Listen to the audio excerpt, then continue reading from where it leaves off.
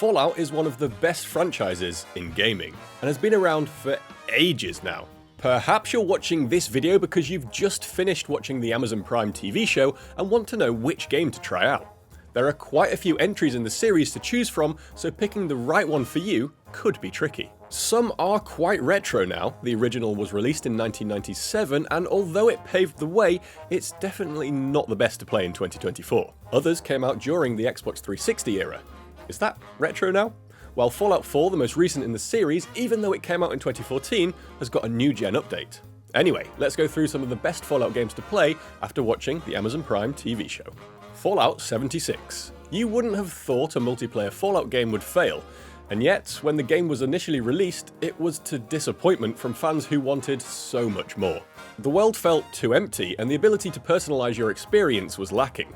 While the game hasn't turned itself around like No Man's Sky, the climb back up the mountain has started, and fans have started to trickle back over the years. However, even now, the game can't really decide what it is. It's not a proper MMORPG, but it's got more in its bones than a standard co-op mode. Sadly, it means the most recent release still falls short unless you're playing with a good group of friends. But even then, it's likely the fun will be short-lived. That being said though, after Season 1 of the TV show, Fallout 76 hit an all-time high player count on Steam, with many saying that it's the most fun way to experience a Fallout game without putting tens of hours into a single-player world. If you've got a good group of mates ready to go, Fallout 76 could be the play. Fallout Shelter. If you want Fallout on mobile devices and handhelds, this is really the best option unless you have a Steam Deck for the mainline games.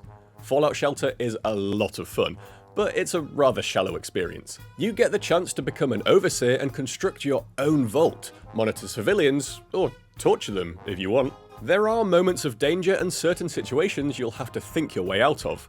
Plus, it has a lovely aesthetic leaning into the 1950s cartoon style of Vault Boy. While you're not really getting the full Fallout experience, it's a nice taste of the universe, and Fallout Shelter can be played at the bus stop or during your morning poop. So, have at it.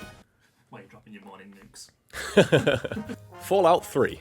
Fallout 3 was the franchise's jump from 2D to 3D and took on a much bigger world as Bethesda took over development responsibilities. It took everything that made the series great and polished it to a high degree.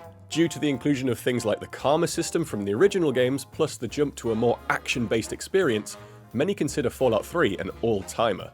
There's more to do. It's a deeper RPG with a superior narrative that takes you through Washington DC and the politics of the wasteland. There are some genuinely massive choices you have to make in Fallout 3 that many gamers who played it back in 2008 still remember today. If you want a more modern experience though, you're going to want to play this next game. Fallout 4.